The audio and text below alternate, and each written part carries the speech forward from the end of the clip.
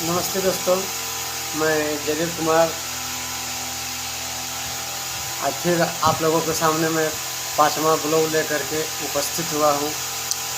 चूँकि मैं एक भारतवासी होने के नाते मैं ये अपना कर्तव्य समझता हूँ कि देश में आज जिस तरह की मुद्दों का जो संचार हो रहा है, जिसे हम समान नागरिक संहिता के तौर पर देख रहे हैं। दोस्तों,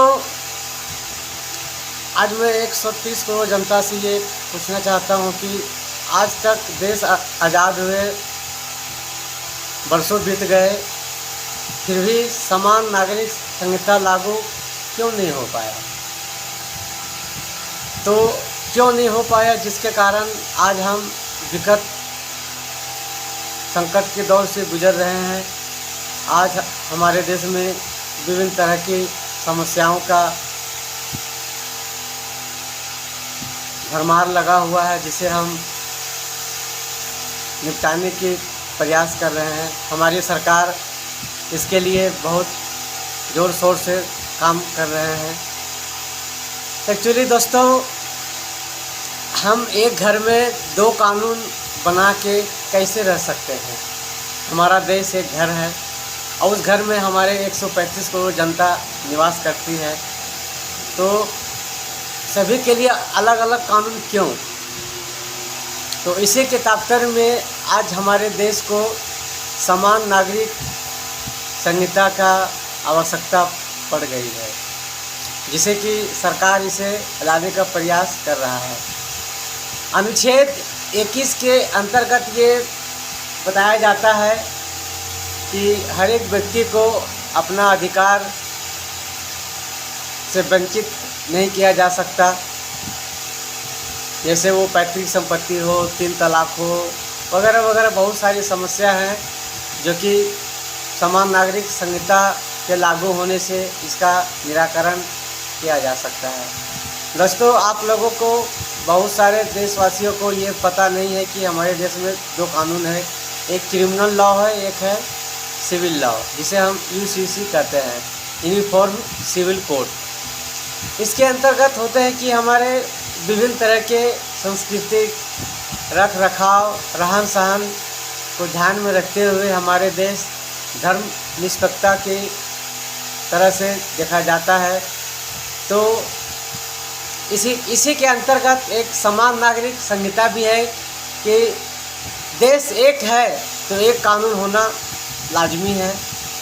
तो इसे लेकर के हमारी सरकार ने समान नागरिक संहिता लाने का जो ऐलान किया है, जो उन्होंने घोषणा किया है, इससे हमारे देश के बहुत सारे समस्या का निराकरण हो जाएगा। जैसे ज़मीन बंटवारा, ये संपत्ति वगैरह का जो निराकरण होता था, उसे समाधान किया जा सकता है। एक्चुअली कुछ विपक्षी पार्टियों को ये समान नागरिक संहिता लागू होने से उनको कुछ नुकसान होने की संभावना या उन्हें कुछ डर सताया जा रहा है। इसीलिए कुछ विपक्षी पार्टियां हमारे कुछ खास समुदाय के व्यक्तियों को भड़काया जा रहा है, उसे बलगराया जा रहा है, उससे ये बोला जा रहा है कि तुम्हारे अधिकार पर दाग लग जाएंगे, तुम्हारे अधिकार से वंचित कर दिया जाएंगे। लेकिन दोस्तों, ये आप पूरी तरह से जानिए, अगर समान नागरिक संहिता के बारे में अगर आपको जानकारी है तो इससे कुछ नुकसान होने को नहीं है। जैसे सब होता था वैसे सब ही किया जाएगा, लेकिन कुछ ऐसी समस्या है जो कि देश के सामने विकट खड़ी होकर के सामने है, उसका निराकरण के लिए सरकार ये समान नागरिक संहिता लाने की मंशा बनाई है। ये हमारे देशवासियों के लिए बहुत ही अच्छा रहेगा। इससे हमारे राष्ट्र भावना को प्रबल शक्ति मिलेगी, महिलाओं का कुछ अधिकार मिलेंगे और हमारे जितने भी व्यक्ति हैं उसको इसमें सहूलियत मिलेगी। तो हमें ये उम्मीद करता हूँ कि भारतवासियों अगर इसको भली भांति समझेंगे तो इसका विरोध नहीं करेंगे। लेकिन कुछ विपक्षी पार्टियों को अपने आप से डर है, क्योंकि उन्होंने कुछ ऐसी गलतियां कर बैठी है जिसके लिए कि अगर ये कानून लागू होता है तो उनको बहुत सारी परेशानियां हो सकती है। जैसे कि संपत्ति का अधिकार पर बहुत सारे कुछ व्यक्तियों ने, कुछ भ्रष्ट नेताओं ने अपने सारे खानदान के व्यक्तियों के नाम पर ज़मीन वगैरह लेके रखा है। अगर ये समान नागरिक संहिता लागू हो जाएंगे, जैसे ही हमारी सरकार ने संपत्ति को आधार से लिंक करे हैं, उनका सारा भंडाफोड़ हो जाएगा।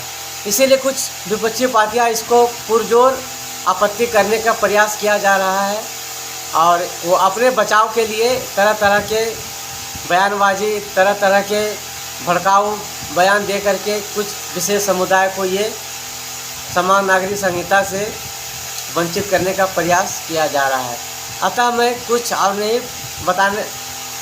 बताऊंगा, क्योंकि थोड़ा बोलना ज़्यादा समझना हमारे भारतीयों का ये है, ताकि आप लोग ये पूरी तरह से समझ जाएं कि समान नागरिक संहिता हमारे देशवासियों के लिए बहुत ही अच्छा साबित हो सकता है अगर ये लागू हो जाता है। तो हमें उम्मीद है कि हमारी सरकार ने ये जो प्रण लिया है कि हम इसे लागू करेंगे, तो ये सराहनीय कदम है और ये साहसिक कदम है जो कि देश के लिए अच्छा साबित होगा।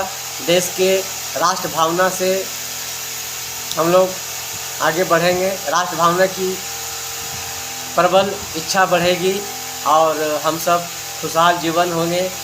क्योंकि कुछ विपक्षी पार्टियों बहुत ही डर सताया जा रहा है, क्योंकि इसको आने से उनकी जो तुष्टीकरण का जो राजनीतिक है वो बंद होने जा रहा है। तो हम ये उम्मीद करता हूँ कि आप लोग इस समान नागरिक संहिता का सहयोग करें और इसे लाने में हमारी सरकार की मदद करें। जय हिंद, जय भारत।